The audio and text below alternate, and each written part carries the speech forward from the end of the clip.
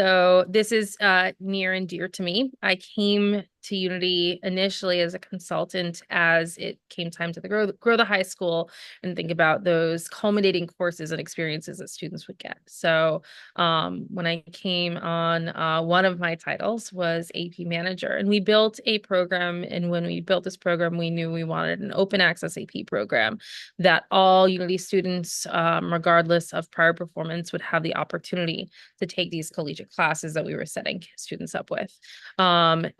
The College Board has evolved. There are classes that exist that didn't exist when we began our program that exist now. And there are also some ways the College Board is thinking about their brand and their program as well. And the way they're doing that is they rolled out this AP school honor roll. And this year we made the honor roll. We are an AP bronze school, as well as a school with the AP Access Award.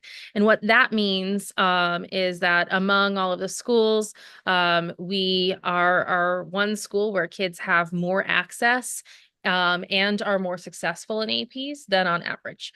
And this is honored via the College Board. For us, this meant that 100% of our graduates last year, the class of 2024, completed at least one AP course while in grades 9 through 12. And this reflects access and exposure of college-ready coursework. That is one metric the College Board uses, and for that, we are platinum. We received the highest band that one could possibly receive. 26% of our students, not percent of our students who took AP, that's all of our students, earned college credit while in high school versus the national average of 21%. So we've talked about this a little bit as a board. Does this sure, lots of kids are getting this access, but is it any indication that it's a better opportunity? So we know that we are a bit stronger than the national average at students earning credit, or we were last year. This is by graduating class. And then 21% of our graduates completed at least 5 AP courses well in grade 9 through 12, and they onboarded to the AP in the 10th grade. And this represents ample opportunity for students to thrive academically in college-ready coursework. The College Board is saying, do kids have an opportunity at the beginning of school, and do they have 5 courses? They don't count more than 5 because there's the data doesn't show benefit after that. So, and here, this was another area where we performed bronze. So we were really excited to see this. We were excited to see the data cut in this way, and we were excited about the transparency about how we were performing vis-a-vis other schools. And we're really excited to maintain or grow and become silver, gold, and platinum across time as we strengthen students' performance. And we're excited about that AP Access Award as well, knowing that a student at Unity Prep has more doors open to them than other places that are College Board schools as well. Thank you for that, Melissa. I want to share the two-pager really quickly, just Yeah, the I love data that. It's the visuals just like clean. So let me do that now, assuming I have it. There it is. I'll share screens. And so this was in the email I sent out on Monday, but it gives you a sense of the 3 categories that Melissa mentioned, where here's the distribution, here's where we are in the distribution with regard to college culture. And that really is just a way of designating how many kids in last year's senior class over their tenure in high school took an AP course. And we had all of our kids do that. And so you see how that compares with some of the other levels within this honor roll system. And so it's super clear, which is good. On the college credit end, we're at 26, as Melissa said. We're at the bottom end of the distribution. This is where we see opportunity to grow. And so if we had 5 additional students this past year score 3 or more from that senior class, we would have been in the silver category and been earning silver status from an honor roll perspective this past year. And then from platinum, the number of kids that took 5 courses or more, 1 in 9th or 10th grade, we're also kind of like in that category on the higher end of the distribution. And so what's cool about this is we can look at this and say, all right, here's where we were in 2024. This is important. What do we need to do in 2025 to sort of continue to maintain our level, our status here, or increase it? And so we've got very real numbers that we have available to make moves on. So we know with the class of 2025, and this is new data, that we need about 10 kids from the senior class this year to score a 3 or above on one of their AP exams they take in May to then maintain this bronze status in the coming year. So it's just very transparent. One more piece of data, which I think is interesting, and this goes back to recruitment and brand and identity. I was chatting with an old student of mine who's now teaching at a big public school in Brooklyn. And we had two of our students from our eighth grade attend their school now as ninth graders. We want them at our high school. And looking at that school's graduation rate, it's pretty high. It's around the same level we are. When looking at AP participation at the school, it's about 30%. So comparing our school to theirs, as we get really good at branding and getting ourselves out there and known, one of our distinguishing factors is that we're providing more access to college-ready courses than our peers down the street. That's a good thing, should appeal to many parents and kids, and so we've got to make that known. So, are there questions here or comments about? I was gonna, yeah, my comment was exactly what you just said. I think this needs to be communicated out to the parents and the parents who made decisions about going elsewhere. Yeah. I would not include these bar things, nobody really, if you're a parent, you really get it. But and I put myself in this camp. I grew up, poor family, affording college was an issue, and they've got a bullet point here, one of these notice. Yeah. I mean, AP exams, I took them all because I didn't know if I was going to be able to pay for 4 years of college. So it got me, I started it basically I tested in halfway through my sophomore year. And that's kind of, I would imagine there are things like that in here that you could pull out and just do a one page, one slide. And I mean, this is this is in the weeds for what we're talking about, but I think it's a great message. Yeah, excellent, excellent. And so College Board also does a good job of getting press release information and make it easy for us to get it out there. And so I've Do been they doing it pretty publish? actively. Do they publish the data for other schools in our area? In November, we'll have a better sense. Great question. We'll have a better sense of what other schools are also on this honor roll. Great. Good question. And let's see. Lenny, good to see you here. How are you? I'm doing well. Can't complain. Thanks for asking. Good evening, everyone. We're doing all right. We just got Well, started with a mission moment. And Juliana, good evening to you. Hope all is well. Sorry, I was getting off the train and getting back to my house. So sorry about that. Appreciate you being here. Thanks for making time. I know it's a busy, busy time of year for everyone. So I think with that, we're going to move into the agenda for today. Let me share back my screen. Here we are. So agenda today, we'll move into current headlines. We'll then have a fuller picture of the data dashboard for the month of October. We'll do some committee report outs and then 2 approval items for tonight. We may hold off on meeting with Misha tonight. We were supposed to do that at 7:30. We're a bit light on attendance tonight, and so it would be great to have her with a fuller representation of members. And so I think we're gonna hold on that. So we'll likely end early tonight. Hey, Josh, just looking at the clock. Should we do voting now since I think we have quorum? If we have quorum, we can do that now, yeah. And so I think Jim has got to drop a bit early tonight. So now that we have quorum with 4, and Juliana, congrats, you're officially on. The SED got back to us. And so what that means is we have 7 board members fully at Unity, and you've been doing the work for a while now. So just thank you for all you've done. And sorry it took so long to make all this happen. Like, that's crazy. We submitted all that Let's a year ago. Exactly. It's like a year. My gosh. Well, thank you. I'm happy to be here. Well, I'll move things down to our agenda for approval items, and there are just 2 approval items for this evening. Where are we? I'll just do number 1 right now, which is the easy one. Josh, let you talk about number 2. So the first item up for approval is the minutes from the prior meeting. Does anybody have any questions or comments? Everybody okay? Okay, all in favor? Aye. Thank you. Josh, you want to take up the next one and talk about the process a little bit? So, as you all know, you may have, if you were here last month, and most were, you met Ram Shankar, who has been with the school since we opened in various capacities as a volunteer, as a tutor. He's done some associate board activities when we had that up and active. And He's been just a big partner and supporter of the school since the beginning. We recently got back in touch, and I inquired with him about joining our board, and he showed interest. I think I shared his resume with everyone here, but he now works in finance, and has been doing that for the past um, 15 years, 10 years, something like that. He has teaching experience. He began as a teacher in Chicago early in his career, so he knows education. It's funny, he tutored under our middle school principal 5 years ago for a couple of years. And he was at roundtable presentations this past spring. And so I think the conversation with the board during executive session last month was a good one.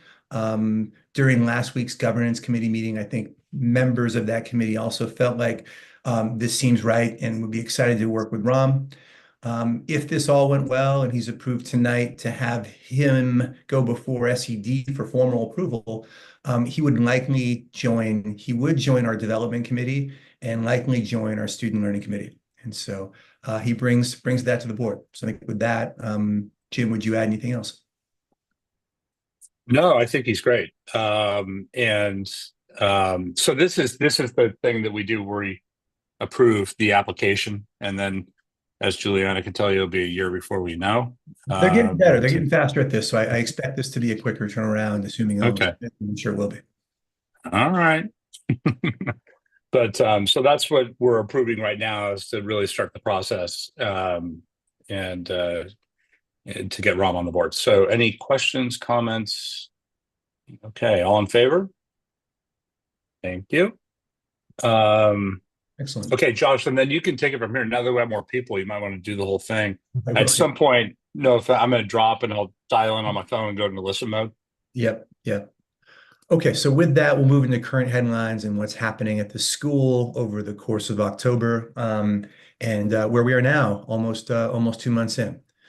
So I think just generally speaking, the school continues to zoom along in month two. Some things to be proud of, always some challenges. We'll talk about some of those when we get into the dashboard work. But academically right now, we did have IAs administered at the middle school just over a week ago and last week. And high school IAs are happening right now, this week through Thursday. So that's in process. I'll have some data for you in November. In addition to that, just with regard to teaching and learning, coaching cycles and classroom walkthroughs are fully in operation at both sites, which feels good. And so academically speaking, those are the things I'll share beyond also sharing some things with the data dashboard momentarily. From a culture perspective, a lot to report out. I think athletics at the middle school and high school are now concluding for the fall seasons, and the winter seasons are now beginning, which is exciting. We had community service events. We've had them over the past month, but this past weekend we had a big one across both sites in Coney Island with a cancer walk. We've had a family ambassador meeting across sites again, 6/12, 2 weeks ago with about 40 parents. We've had college trips at both sites, middle school and high school happening over the past month, the college fair on Friday at our high school for upperclassmen, and our new inductees for the National Honor Society have been selected with a ceremony happening next week. So some good things happening there from a climate front where academics and that pride is front and center. In the other category, recruitment for 25-26 has commenced. So we've had a couple of events that we've represented the school with. And so that feels good. We have our 8th graders coming to our high school on Friday, a big event we're planning for now, and look forward to rolling the red carpet out for them. And then with regard to facilities, we've got some renovations in the mix. We're making some amendments to how we're doing things, the way we're phasing things out. I'll say more about that with the report out coming from the AFC. But those are a few headlines that don't quite make the data dashboard. Let's now move into enrollment, where we're currently 7% lower than our budgeted enrollment. We were 8% last month, so a little bit of movement. We're at 504 right now versus 545 budgeted. You'll see sort of the site breakdown of 251 and 253.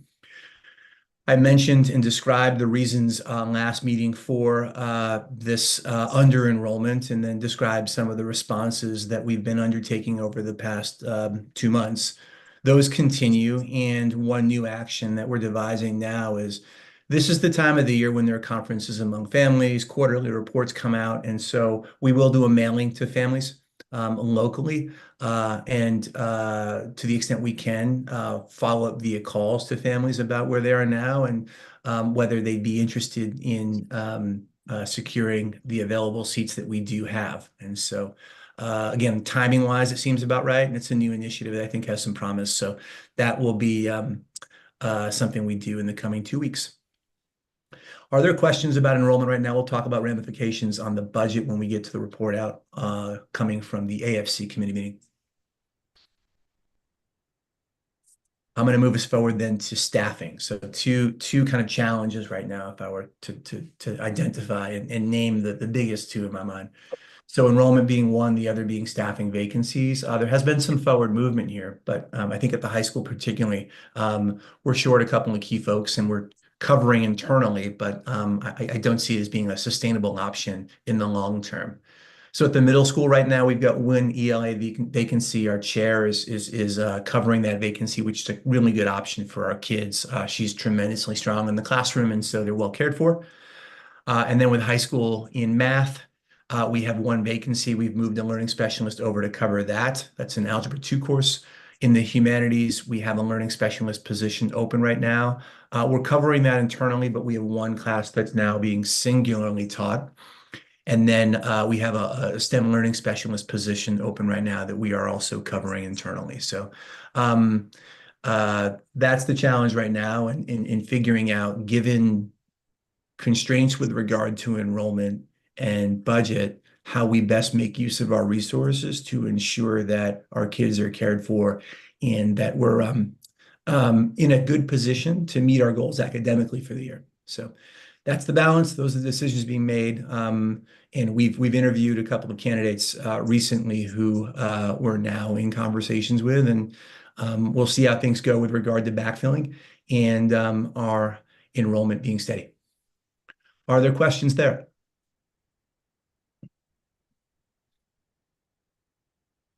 Great. So I'm going to move us forward to the dashboard item, next item on the agenda. And this is a slightly different view than what you've seen before. I'll go granular in just a moment, but if I were just to name of the key indicators or metrics that we look at each month from a general board perspective and break them down into 3 categories, this is how they would be categorized. So on the currently meeting category right now, course pass rates, middle school, high school in good form. We monitor those weekly, have good data weekly on that, and so that feels well cared for.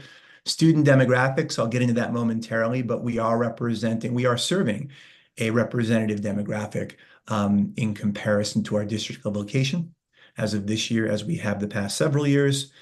Trustee participation, thank you for making time. We've had quorum the past 2 meetings that continues to be in the green.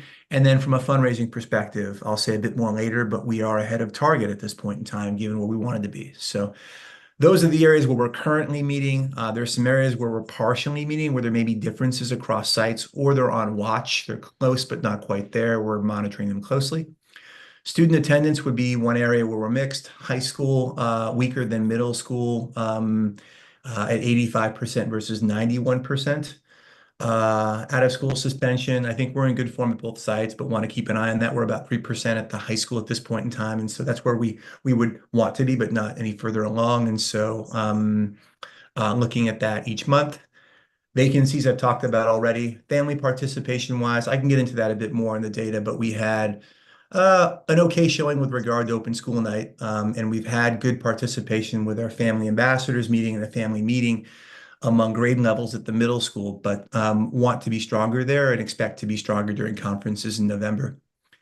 With athletics, really strong at the middle school, less strong at the high school right now. And I think we're just not offering enough and not touting enough with regard to participation to be at the level we want to be and where we were last year. So we've got some work to do there.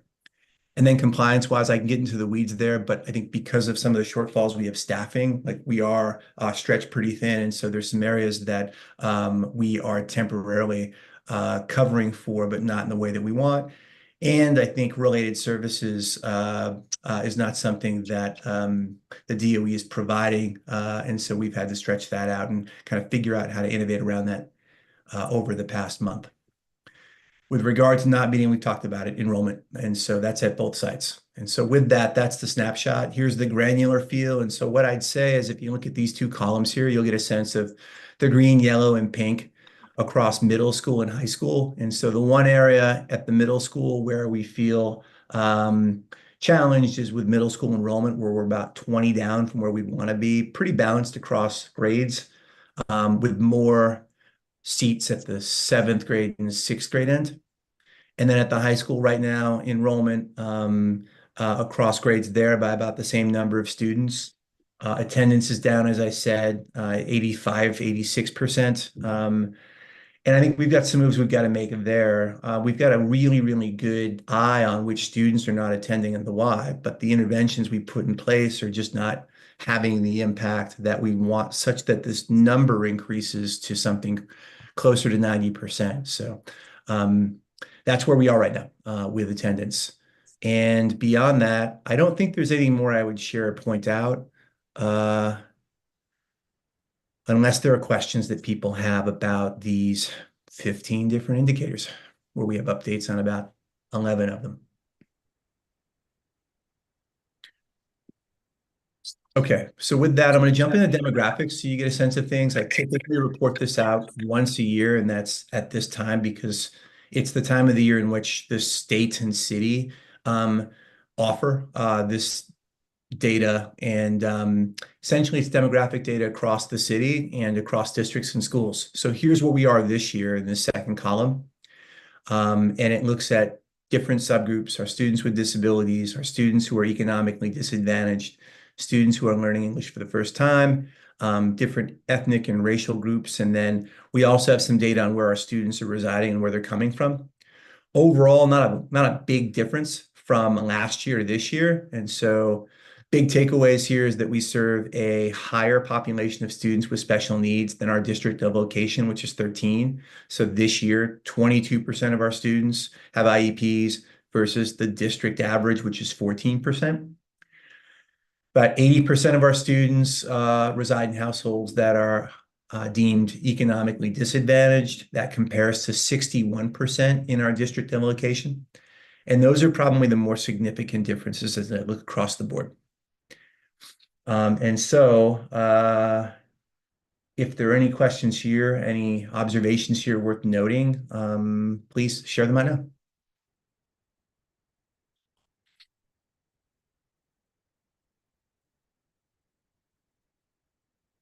Okay, so with that, we'll move into the committee report outs for tonight, and we'll start with the Student Learning Committee.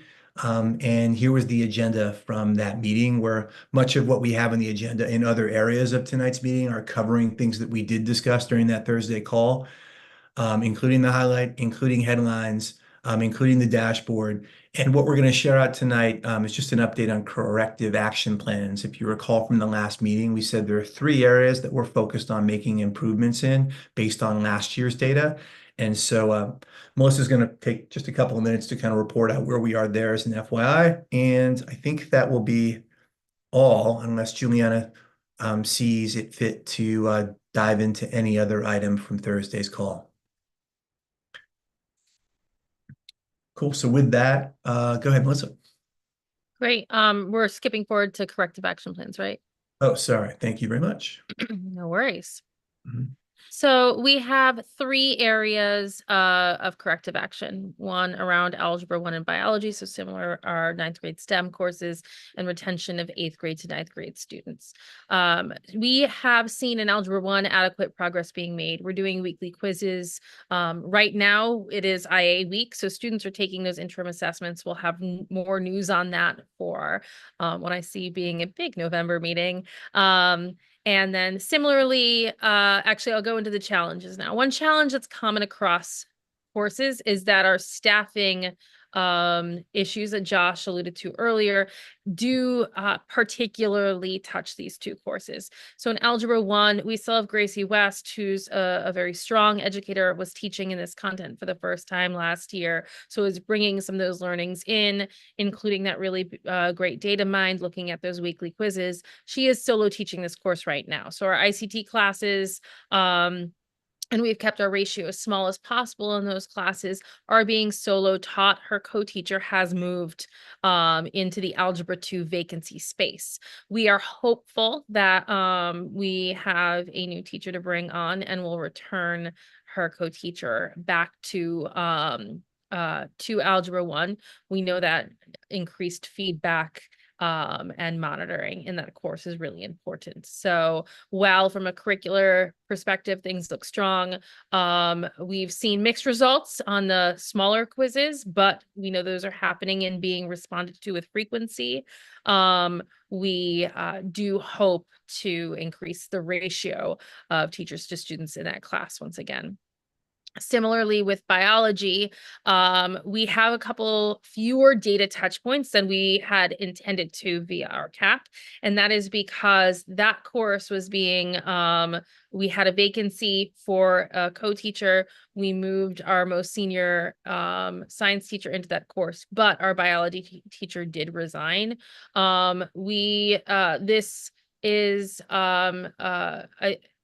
This is an area we're comfortable with right now. We think that our science chair who's moved in, it has increased the focus on the curriculum and the quality of the course. But we are also hoping not to have this course solo taught to increase the amount of feedback. In that shift, as he was internalizing the curriculum from a lead planning perspective after being placed in the course later in the year, and then taking it over wholly and shifting away from his initially assigned courses. We did not get the data tracking up in the way we'd hoped to. Right now, students are engaged in their IA. This IA is going to look a little bit different than ones we've given in the past with the test shifts and include some investigations or labs mandated by the state. We're seeing some strength and transfer from students in those. So we'll be able to report data more clearly next time. And we do have some interviews coming up for the co-teaching in that space, but thematically across those two, staffing of both the department chair first and then folks in these departments have put some stress on our caps. Retention of 8th grade to 9th grade. One big element that's coming up is an 8th grade trip to the high school. It's very much all hands on deck for that.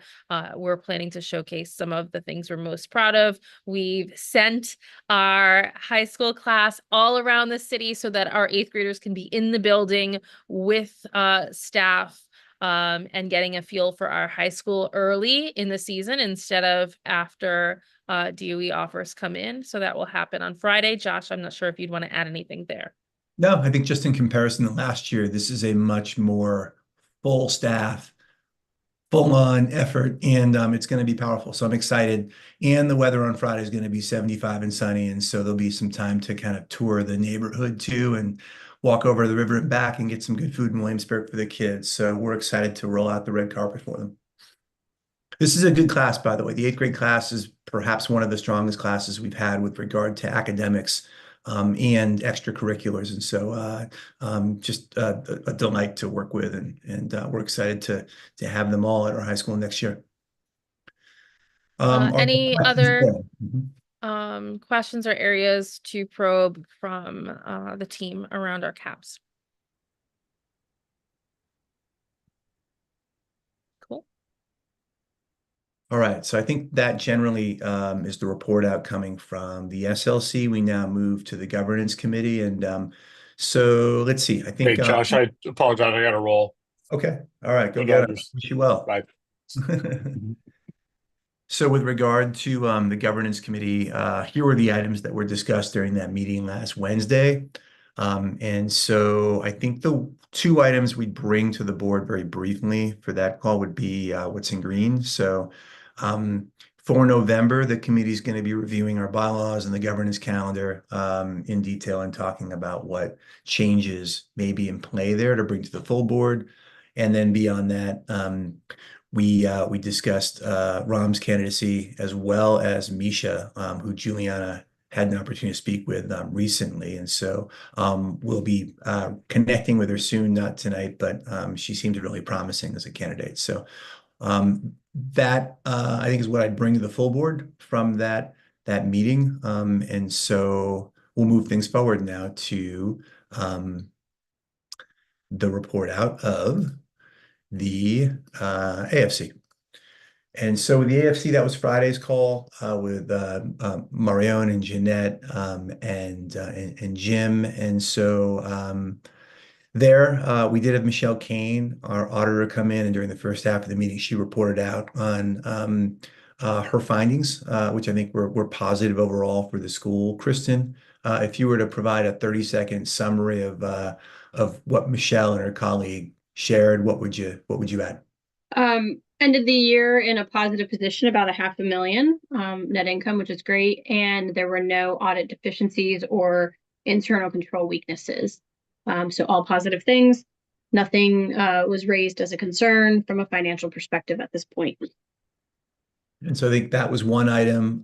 We talked briefly about the S&P rating call that Kristen and I had. This is in relation to the bonds related to the purchase of our high school building. And Kristen, you want to report out just a quick sentence or two on where we are there now?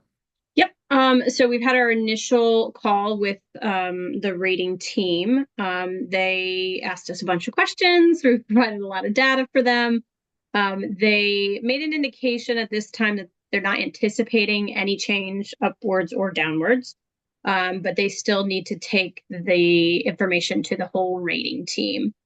So we are waiting for final confirmation of no change, but looking like a positive of not going downward. Unfortunately not going upwards, but staying where we are, which is good news as well. And thank you for that. And then we spent a good chunk of time talking about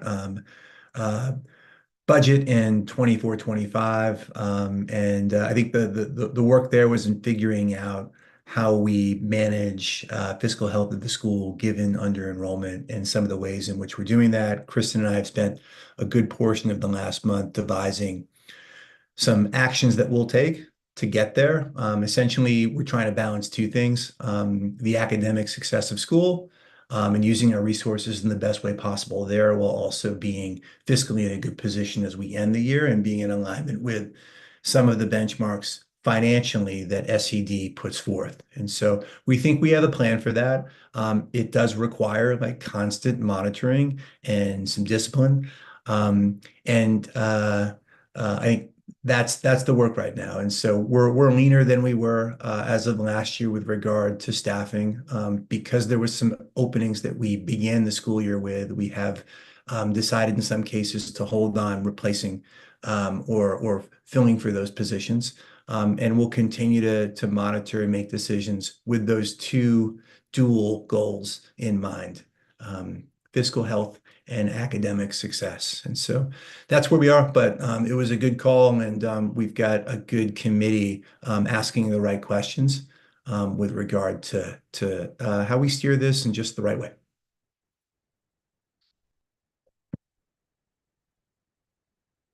Finally, development committee. So our committees are rolling right now. And so we had a development committee call just over a week ago with Ram and Mitra from our associate board or our advisory council and Sal.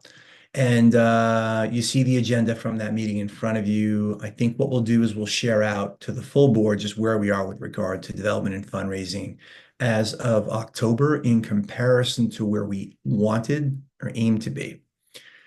And so with that, I move on down to this summary table here. And so what you see is two areas of donor sourcing: insider donations, that's board members, that's FOMB board members and our advisory council, and then supporter donations, which is just coming from people not of those different groupings. And so we've got minimum targets and ambitious targets for each. For insider donations, we're looking to raise 100,000 to 250,000. And for supporter donations, we're looking to raise 300,000 to 750, so quite a range there. We have monthly targets set forth right now. And so we had said for insider donations, we wanted to have committed 25,000 by the end of October. Where we are right now is at 40,000 has been committed. That's by two different donors. And those are actually 3-year commitments of that amount per year. So if you recall in prior meetings, I put forth the idea and interest of really thinking about multi-year sponsorships. And I think people have nodded and have subscribed to that idea and are interested in doing that because it's built into specific programs in the school and individuals being able to give specifically to making that programming possible. So with that, some promising generosity put forward in the past month. With regard to supporter donations, these are outside donors, people who are not members of any of our boards or our advisory council. We do have one donation, and this is coming from someone who historically has been really generous to our school. They're giving $100,000 in donorship annually for the next 3 years and are intrigued by two separate categories of the school that they'd like to sponsor, one being college and career readiness as an area, and the other being mentoring related. So feel good about that. And so we're on target and beyond. We've got goals for the end of November and then goals for year end. And so the good work continues there. Sal, would you add anything to this report out coming from that committee call? No, I think you covered it all, Josh. Thank you. Yep. As a heads up, Eric, our Director of Development, has been planning for a Giving Tuesday initiative where we're really just trying to sort of like raise the volume or number of different people who are giving to the school, regardless of amount. And so that is on December 3rd, December 4th. And we'll be able to say more about that during the November meeting, but just so that we're planning for that and looking to be more active than we've ever been in this initiative. And so I think with that, we move into public comment tonight, and I don't see anyone from the public here. And so we'll move into then the closeout of this meeting tonight, and then agenda items forecasted for the coming month. So our next meeting is on November 20th. Because this meeting was going to be in person, and then because of numbers, we said, we're just not gonna, it just doesn't make sense. We're gonna punt on the in-person and do something in November instead. So that'll be on in Williamsburg on Driggs Avenue. You'll be able to sort of see the building. We'll get some food afterward. And then the agenda for that meeting, as we think about things now, would include interim assessment results and our analysis and action planning there. Enrollment updates, as well as recruitment updates, as we're now moving into that season. And in thinking about enrollment, its implications on budget. We'll report out again on where we are development-wise in trying to sort of maintain target each month. And then this was not mentioned tonight, but essentially with regard to our building at the high school and the renovation, we've gotten some numbers back recently that are higher than what we had anticipated with regard to the expansion of the building. So we're thinking about our project of a renovation and expansion now in 2 phases. We're going to focus more solely right now on the renovation of the building. And some of that relates to wanting to have the building sparkle for recruitment reasons, enrollment reasons, et cetera. There are 2 areas of the building that we're looking to make renovations on in the short term. That's the facade of the building, the exterior, and the gymnasium. Both of those were not really touched when we moved in back in 2018. Other aspects of the building were. So this is about kind of catching up, so to speak, with regard to things that need some attention. So that's where our energy is focused now, and we're actively working with our architect and prospective contractor to sort of see this work happening gradually over the course of this year to completion as soon as possible, but certainly by next August. Sal, would you add anything there? No, I have some specific questions, but we'll talk about that separately. Cool. And then bring it to the full board as Yeah. Just I missed a call earlier this week, so. And so with that, if there are no other items for tonight, we will close out. We will not move into executive session tonight. And I or Chris will reach out to folks to schedule something with Misha at